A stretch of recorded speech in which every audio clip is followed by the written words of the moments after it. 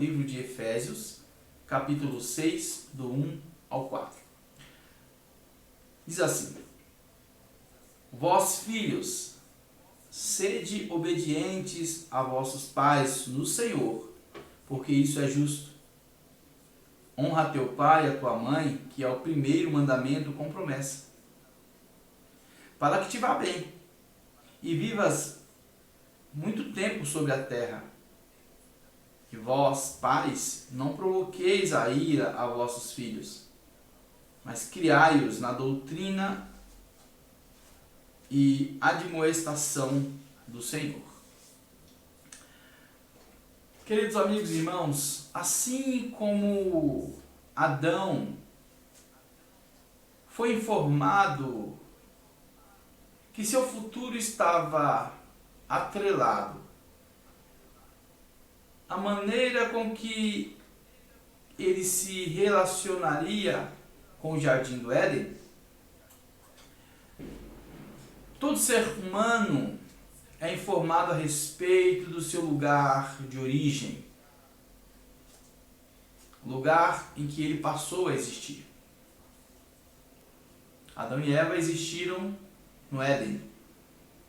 Ali foi onde eles tiveram contato com o mundo. Seu primeiro contato foi com Deus. Depois eles conheceram o mundo. Nós também nascemos de alguém. Enxergamos, ainda que nas nossas limitações, nós fomos percebendo o mundo e, à medida que o tempo foi passando, as percepções foram sendo ampliadas. Conhecemos nossos pais, a casa em que moramos, os parentes, os amigos, o bairro, enfim, tivemos um impacto, resultado desse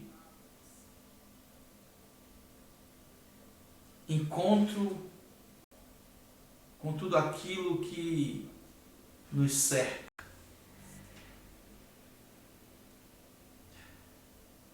Adão sabe que seria uma responsabilidade importantíssima a sua maneira de se relacionar com tudo. Deus disse para ele o que ele deveria fazer. Ele recebeu orientações para cuidar de tudo que lhe foi delegado, tudo que é possível a ele. Pois antes de Adão existia a lua, existia sol, estrelas,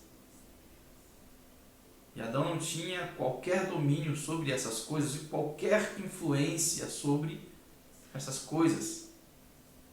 Então Deus não deu a ele obrigações no que diz respeito aos grandes astros, apenas aquilo que diz respeito ao seu mundo, ao seu lugar de origem. E Deus mostra para ele que o futuro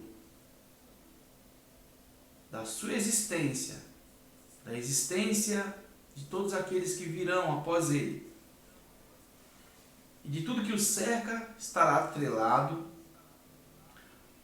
à maneira com que ele irá se relacionar com Deus, obviamente, mas com tudo aquilo que o cerca, com a vida. Vejam, irmãos, Adão sabe que a matéria-prima utilizada por Deus para que ele existisse era a terra. Eva sabe que a matéria-prima utilizada por Deus para que ela existisse foi a costela de Adão. eles têm total consciência de que um e o outro não tiveram participação alguma na existência deles. Adão e Eva sabem disso. Que ambos existem porque Deus os criou. Adão não tinha mãe. Eva não teve pai biológico, nem mãe biológica. Adão também não teve. Ambos não formaram um ao outro. Deus quem criou ambos, e eles estão conscientes disso. O Gênesis sempre será algo importante para nós, pois significa o começo. O começo de nossas vidas. Quando eu digo Gênesis, eu não estou apenas me referindo ao livro da Bíblia. Eu estou me referindo ao início da nossa existência. É tão interessante que Jesus trouxe uma outra realidade para nós após o pecado, que é nascer de novo. Ele disse para Nicodemos: é necessário nascer de novo. Aquele que não nascer de novo não pode ver ou entrar no reino de Deus. Ou seja, um retorno para o Gênesis. Adão e Eva sabem que não fazem parte apenas de um corpo, mas que eles são um lugar em que um espírito existe. Ora, eles sabem também que a maneira com que eles vão se relacionar com tudo não tem apenas implicações físicas, mas espirituais. Ora, Deus é espírito. Foi Deus quem falou com eles o que deveria e o que não deveria fazer, e quais seriam as consequências de tudo isso. As consequências positivas e as negativas, resultantes da postura que eles tomariam diante do que iria acontecer, do que eles iriam fazer. É interessante pensar que as relações humanas são tão importantes e têm implicações espirituais tão profundas que a queda teve por influência um ser espiritual. A Bíblia diz que Satanás veio tentar Eva. Coloca em jogo a sua confiança em Deus. E automaticamente coloca uma lacuna no seu relacionamento com o homem, com Adão. O casal será afetado. O casamento será afetado. Os laços serão afetados. É interessante que eles continuarão juntos, porém distantes de Deus. E o fato de estarem juntos, mesmo estando distante de Deus, não significa que tudo está bem. As relações humanas sem a presença de Deus trará consequências profundas. Uma nova cultura será estabelecida a partir deles que não se arrependeram, que não se voltaram para o Senhor. Uma família será estendida às margens das orientações divinas. As consequências serão mortíferas. Caim irá matar Abel. A sequência de morte posterior ao pecado será trágico e corriqueiro, e será para o resto da vida. Meus irmãos, há implicações espirituais nas relações humanas. Entenda, inicialmente, por relações humanas, casamento. Livro de Efésios, capítulo 5, diz assim: sede, pois, imitadores de Deus como filhos amados. E aí depois no versículo 22 diz: vós mulheres, sujeitai-vos a vossos maridos como ao Senhor.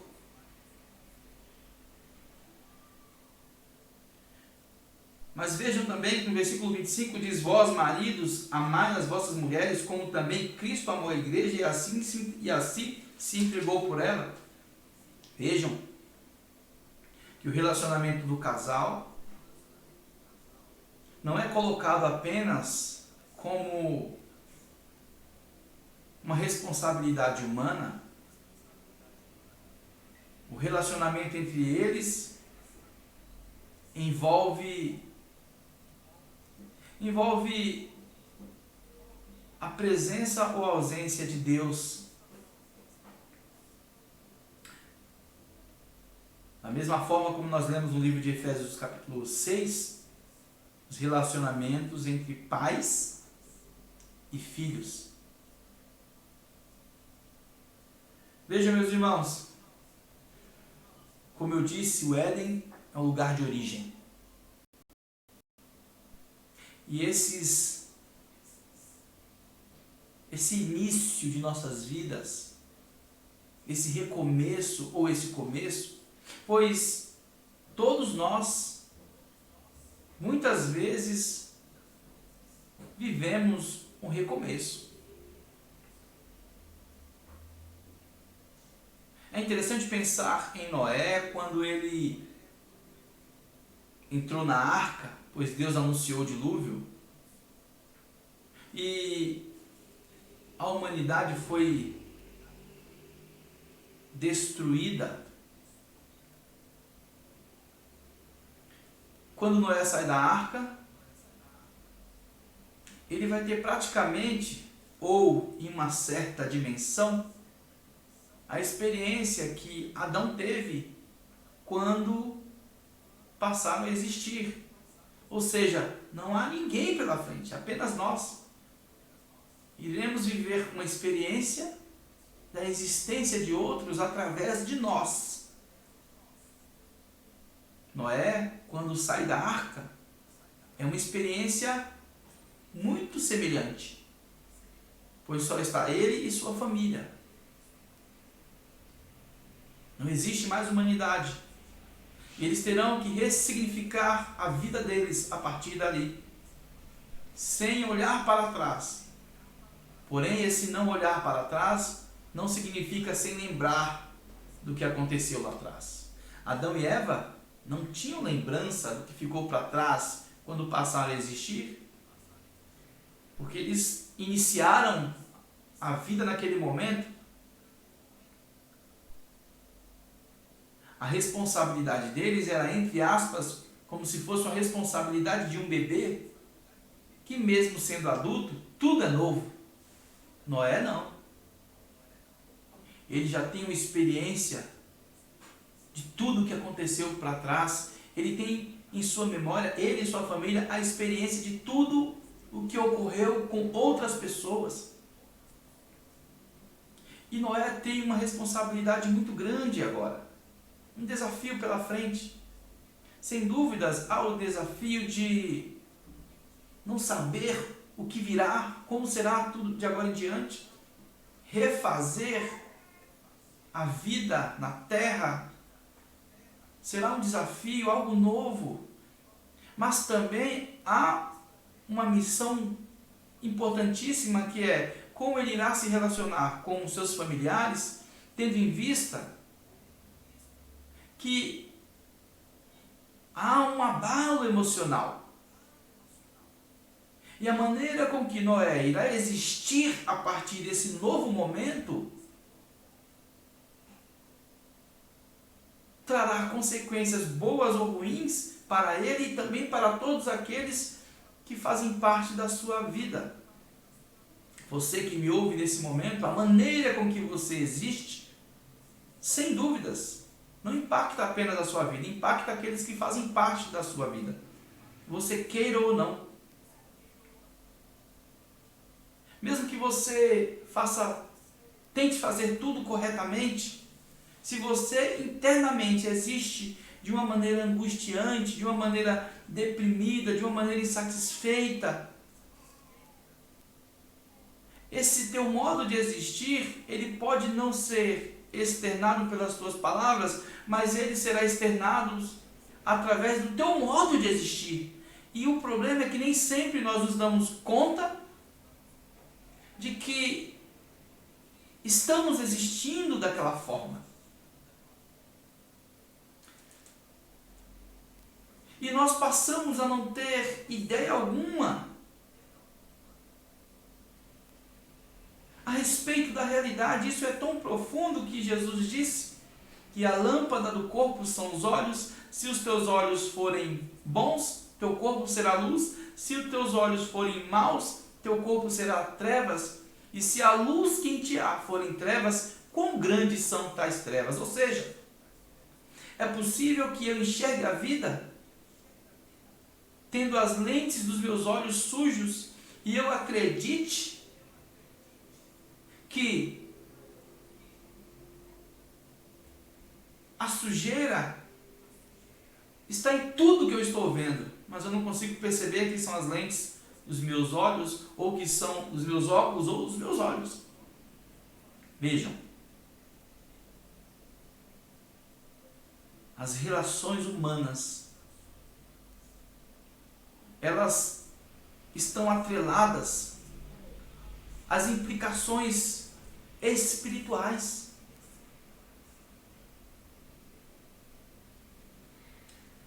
Noé tem um desafio, que é existir de forma a contribuir com crescimento numérico, mas esse crescimento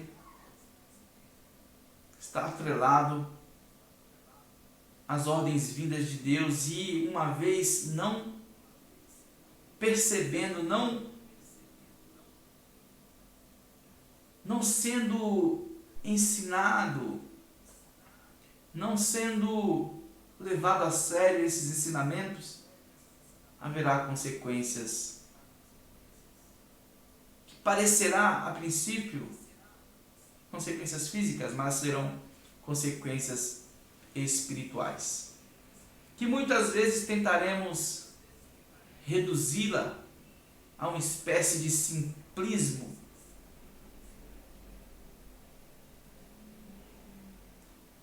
Porém, há consequências espirituais em tudo isso, nessas relações humanas. Meus irmãos, vejam, Efésios capítulo 6 diz: vós, filhos, sede obediente aos vossos pais no Senhor. Então vejam, os filhos precisam ser obedientes aos vossos pais, porém, no Senhor. Eles precisam conhecer o que é de Deus e o que não é. O que vem da parte de Deus e o que não é. E como eles aprenderam, os seus pais ensinaram. E se não foram seus pais, alguém os ensinou. Deus se manifestou a eles. Para que eles saibam, existe responsabilidade por parte daqueles que foram os seus geradores. Pois todos nós sabemos que viemos de alguém. E temos que nos relacionar com essa terra da qual nós viemos da melhor maneira possível. Adão e Eva não se relacionaram de maneira fiel a Deus com a terra, com o que fazia parte da terra, com a árvore do conhecimento do bem e do mal que estava instalada no jardim. Eu e você viemos de alguém. E isso não é algo que deve ser reduzido de forma desprezível, não. Existe uma influência espiritual nos relacionamentos entre pais e filhos. E esse relacionamento será responsável por nosso modo de existir. A Bíblia diz que é justo que os filhos sejam obedientes aos pais no Senhor. E ele diz: honra teu pai e tua mãe, que é o primeiro mandamento com promessa. E por que isso? Para que te vá bem e vivas muito tempo sobre a terra.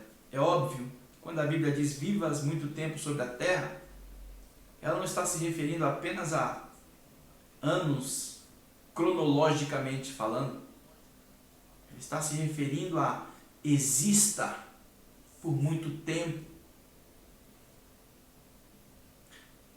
A sua postura com as pessoas que foram colocadas na sua vida, que foram postas como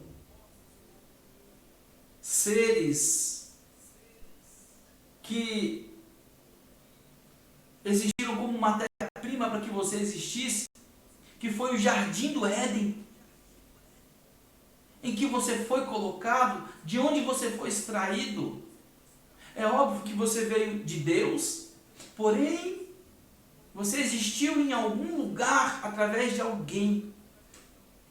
E assim como Adão precisava se relacionar corretamente com essa terra, pois disso dependeria o seu relacionamento com Deus, os filhos precisam se relacionar da melhor maneira possível com seus pais, pois desse relacionamento está condicionado o seu viver bem ou mal, ou o seu viver muito. Viver muito significa ter uma influência por muito tempo, uma influência positiva de vida para as próximas gerações e para aqueles que fazem parte da sua vida. Não significa alguém imperfeito, não, mas significa alguém que foi impactante de maneira positiva na vida das pessoas, viveu muito, será lembrado, e mesmo quando não for conhecido, alguém foi afetado por essa pessoa, por esse filho que honrou seus pais. Bom, meus irmãos, quando a Bíblia diz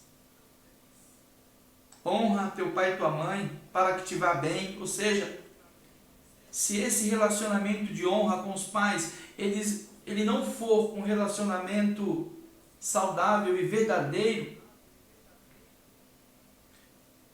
haverá consequências no teu modo de existir que nem você mesmo se dará conta. E assim você existirá diante dos seus filhos. diante das pessoas. Você não se dará conta direito do que é justo e do que não é justo. São aquelas pessoas que agem com injustiça e cobram justiça o tempo todo das outras, sem se dar conta de que elas não são assim. Quantas pessoas não atribuem sempre aos outros a razão da sua infelicidade, quando ela é uma causadora de infelicidade dos outros e ela não sente nem um pouco. Quando ela comete um erro com os outros, sendo que ela está sempre se sentindo ofendida. Isso tudo tem uma origem nos relacionamentos com o seu Éden, jardim do Éden, pai, mãe. Bom, meus irmãos, eu sei que nem todos os relacionamentos entre pais e filhos foram possível que existisse uma concordância. Eu não estou colocando a culpa, não estou querendo expor a culpa de um, a culpa de outro, não. Muitas vezes, por mais que um filho ou um pai tente se relacionar bem com o outro,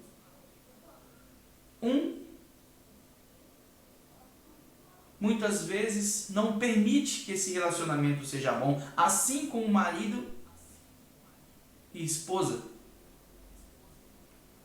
Um coração se endurece.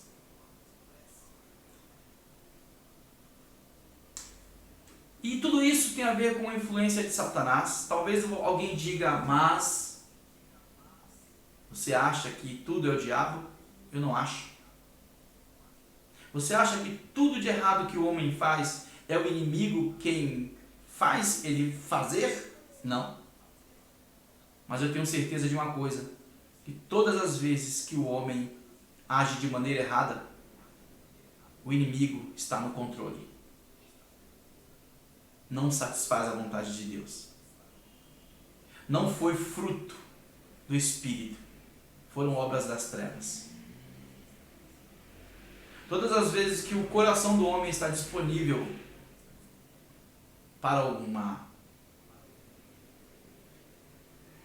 rebeldia a Deus, eu não tenho dúvida alguma que isso é fruto de um coração rendido às trevas.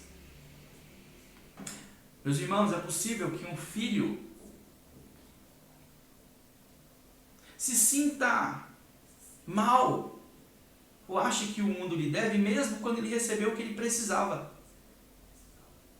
Nem todos os filhos que vivem de uma maneira ruim, uma maneira desagradável e agem com injustiça com seus pais, é porque eles foram vítimas de injustiça. Não.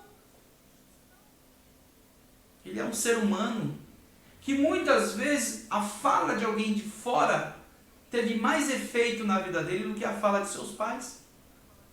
Ora, a Bíblia é repleta de situações assim, em que homens e mulheres abandonaram o pai, abandonaram a casa do pai, quebraram seus vínculos afetivos com o seu jardim do Éden, porque ouviram uma voz externa. Quantos homens e quantas mulheres não passaram a se sentir infelizes porque alguém lhes mostrou que eles não eram felizes? Alguém disse para ele, você merece mais. Seu pai e sua mãe te prendem, te sufocam. Saia desse mundinho.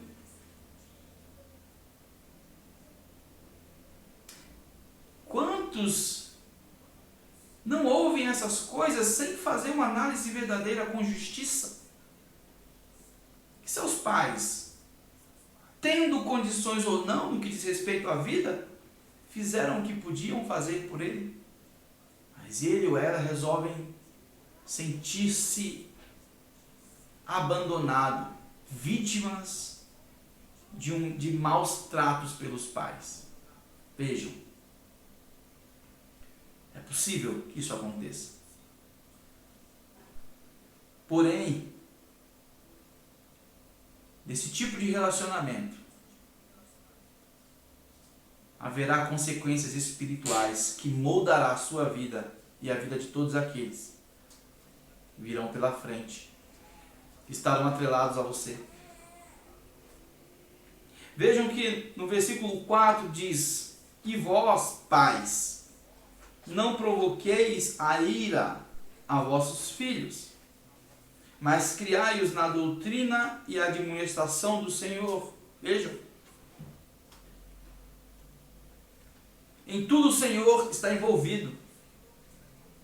É comum a gente acreditar que tudo é humano, que os nossos relacionamentos com pais, com marido, com esposa, tudo isso tem consequências apenas humanas. Não. Haverá consequências espirituais, pois desses relacionamentos depende a maneira como esses relacionamentos se dão. Irá responder pelo nosso relacionamento com Deus. Vejam o que a Bíblia diz para os pais: "Não provoqueis a ira de vossos filhos." Ou seja, não sejam vocês motivo de revolta para os vossos filhos. Não os criem de maneira que eles amanhã percebam que você faltou naquilo que era essencial. Porque você pode faltar em muita coisa com seus filhos. Não há dúvidas de que nós podemos faltar em muitas coisas com os nossos filhos. E os nossos pais certamente faltaram em muitas coisas conosco. Ora, eles não são Deus e nós não somos Deus. O pecado fez com que nós perdêssemos de vista o que é santo, o que é puro. E a nossa natureza foi distorcida, então é impossível oferecer para o outro tudo o que ele precisa. Óbvio que não. Só será possível se você for capaz de oferecer a palavra de Deus para ele. Só será possível se você for capaz de oferecer os ensinamentos de Deus para eles. Esse é o caminho inicial. O caminho de volta para casa. Há vários caminhos de morte, mas há um caminho de volta para casa. E esse caminho chama-se Jesus Cristo. Eu sou o caminho, a verdade e a vida. Foi isso que ele disse. Quando você ensina o caminho de Cristo para o seu filho, lembrando que ensinar o caminho é estar junto nesse caminho. Ensinar o caminho não é falar. Ensinar o caminho é estar indo junto e mostrando, enquanto ele não consegue enxergar. Ensinar o caminho não é apenas pegar a Bíblia e mostrar alguns versículos. Não. Ensinar o caminho é viver com Cristo, e esse teu modo de viver será uma maneira de ensinar. Obviamente que a formulação das doutrinas estão aqui, mas não se reduz apenas ao que está escrito, e sim é apresentado com a maneira com que você vive. Se não houver este relacionamento com Cristo, não haverá o ensinamento, e você irá, sem perceber a gravidade disso, provocar a ira nos seus filhos. Entenda como ira algo muito mais profundo do que você pode imaginar. Observe. Obedecer ao Senhor. Vós, pais, não provoqueis a ira a vossos filhos, mas criai-o na doutrina e admoestação do Senhor. Ou seja, a maneira de você não provocar a revolta não é permitindo que ele faça tudo para que ele não fique revoltado. Não. O não e o sim farão parte das ferramentas necessárias para não provocar revolta no seu filho. Se você for alguém que, em nome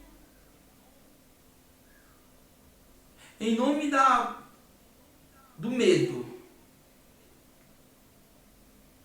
em nome do complexo, falar sempre sim para o seu filho, mesmo quando você sabe que deveria dizer não, você irá provocar a revolta dele no futuro. Ele existirá de uma maneira que não deveria existir. Ele recebeu algo de você que ele não deveria receber. Não provocar a ira nos filhos não significa nunca contrariá-lo.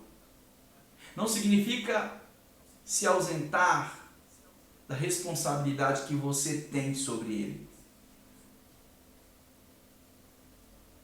Não provocar revolta nos filhos não significa que você não tenha que bater de frente com ele quando algo estiver errado.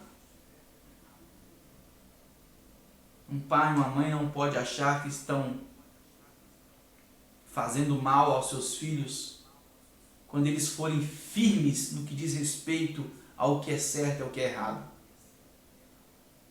Não. Um dia ele terá consciência e saberá que não teve o que precisava, que era freio na hora certa, que era a postura firme de um pai e de uma mãe, que não permitiu as atitudes erradas dentro daquela casa, quando sabiam que os valores de Deus não poderiam ser trocados. Mas vejam, não provocar a ira dos filhos também não significa que você é alguém que deve reprimi-lo. Alguém que está o tempo todo castigando os seus filhos, exigindo que eles sejam extensão daquilo que eu quero e não do que ele deve ser diante de Deus. Provocar a ira nos filhos não significa que você nunca deixará ele irritado. Ora, nós nos irritamos o tempo todo com coisas mínimas, porém nós estamos falando de irritação que está relacionado a revoltas. E o que é revolta?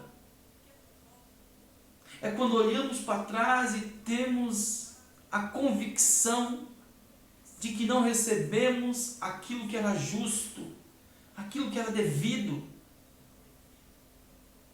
aquilo que eu tinha que receber, que era meu direito. Deus me deu esse direito de receber dos meus pais essas instruções e eu não tive.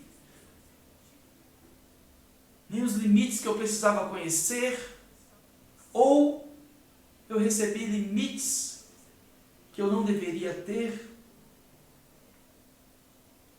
Então vejam, meus irmãos, qual é a maneira que os pais devem se relacionar com os filhos com os pais, maridos com esposas, através da sinceridade. Perfeição você não terá. Então você precisará pelo menos ser sincero. Não há dúvidas de que um relacionamento conjugal pais e filhos. Será responsável por um modo de existir caótico. Um homem que não é sincero com a sua esposa, ou uma esposa que não é sincera com o seu marido,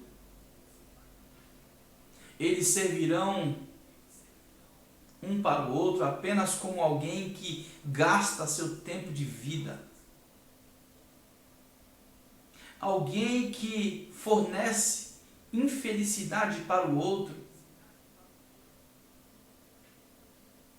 permitindo com que o tempo passe e a angústia seja crescente no coração do outro. Os anos vão se passando e em nome da tortura, pois o tempo passa, nós vamos permitindo com que o outro sofra, porque eu existo dessa forma e pronto. Porque eu acredito que a minha parte acabou. Meus irmãos, relacionamento conjugal veio antes mesmo do relacionamento entre pais e filhos. E o Senhor disse: deixará o homem seu pai e sua mãe, unir-se-á a sua esposa. Vejam, os filhos vêm dos pais e existe uma influência grande. Marido e esposa certamente sonharam com um futuro feliz. Investiram. Foram até o altar com boas expectativas, pelo menos assim que deve ser.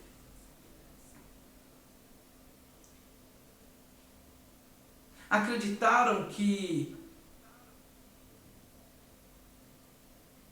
haveria um futuro feliz, mesmo que houvessem ausências diversas no que diz respeito a condições financeiras ou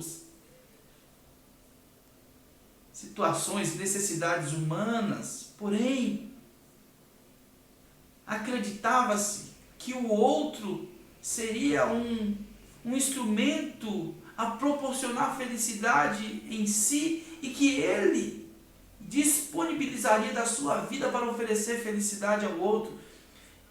E quando isso não acontece é porque há um deslocamento terrível. E o andamento desse relacionamento trará como consequência um desgaste, a infelicidade no dia a dia, o pavor, a tristeza, a angústia.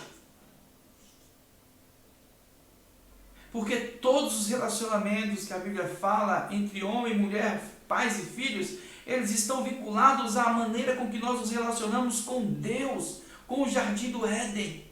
Aquilo que eu sonhei, aquilo que eu imaginei, aquilo que eu quis, e o que eu quis para mim era algo bom, porém, eu estou envolvido com a tristeza, com o caos, por falta de um bom relacionamento com o meu jardim do Éden. Meus irmãos, todos nós falhamos com Deus.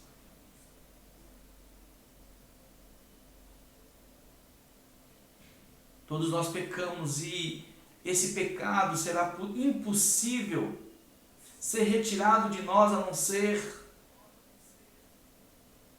da nossa natureza, a não ser na glorificação. Porém, existe um pecado que pode ser excluído de nossas vidas, através do arrependimento, através do novo nascimento. E o novo nascimento tem como consequência o amor a Deus sobre todas as coisas e ao próximo como a ti mesmo. Esse amor ao próximo, ele está implicitamente envolvendo o próximo mais próximo. Por mais que eu tenha um bom relacionamento com os irmãos da minha igreja, por mais que eu tenha um bom relacionamento com os meus amigos da rua, como seja lá quem for, amigos da faculdade, amigos da escola, concorde com todo mundo, eu tente ser agradável a todo mundo, por mais que eu queira ser alguém que não viva em indisposição com ninguém, até isso pode ser fruto de uma indisposição que eu tenho com o meu jardim do Éden, com meus pais, com os meus filhos, com a minha esposa. É possível que o teu relacionamento com os pais, com os filhos, com a esposa, com o marido seja tão caótico que você se torne alguém que está sempre necessitando ser agradável a todo mundo, mesmo quando não deveria ser em determinadas circunstâncias. Porque isso pode estar relacionado ao teu modo de existir, ao teu modo de se relacionar com o jardim do Éden, em que você foi extraído. Bom, meus irmãos, é verdade que nem sempre nós conseguimos mudar os nossos relacionamentos, pois nem tudo depende de nós. Esse andar em comunhão com o outro nem sempre depende de nós. O andar em comunhão com os pais, o andar em comunhão com os filhos, o andar em comunhão com o marido e com a esposa nem sempre depende de nós. Mas uma coisa depende de nós: a sinceridade em função da coragem. A coragem para ser sincero. E dessa coragem para ser sincero, é daí que você vai extrair a decisão certa, sem se enganar, sem mentir para si mesmo, sem criar expectativas e esperanças mentirosas no seu coração, sem necessariamente ter que matar as pessoas dentro de você, mesmo quando o resultado disso seja se afastar, seja não andar junto. Mas a sinceridade, a honestidade, por causa da tua comunhão com Deus, fará você voltar para o jardim. Jesus disse para Nicodemos: é necessário nascer de novo. E nascer de novo significa entrar em um ciclo de novas experiências.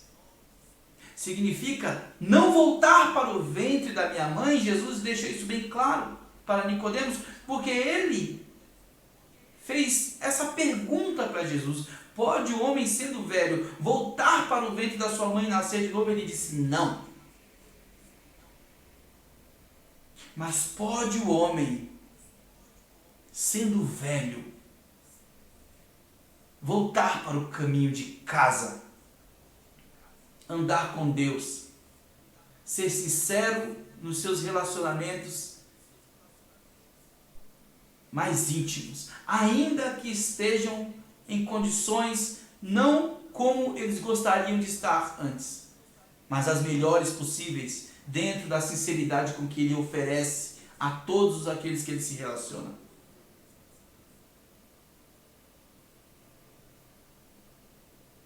Meus irmãos amados, eu estou encerrando, mas eu quero dizer para você que me ouve ou que me assiste nessa noite: amarás o Senhor teu Deus sobre todas as coisas, e ao teu próximo como a ti mesmo. Desses mandamentos,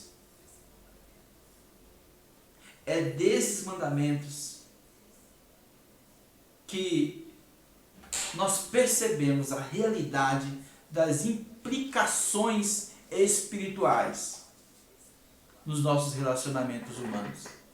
Vejam que quando aquele homem perguntou para Jesus qual era o grande mandamento, ele não perguntou qual eram os grandes mandamentos, ele apenas perguntou qual é o grande mandamento. Jesus disse para ele: amarás a Deus sobre todas as coisas. E ele não descartou o outro, que o homem não se dava conta, que o homem achava que não era tão necessário assim, que é o teu próximo como a ti mesmo. Nem sempre amar significa estar tudo bem. Nem sempre amar significa a exclusão da possibilidade de uma indisposição. Mas amar significa lutar para querer bem, para não odiar.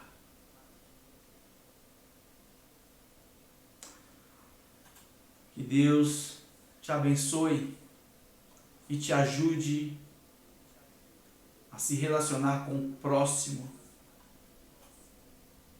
à medida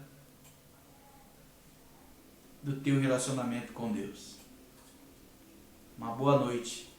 Fique na paz, em nome de Jesus.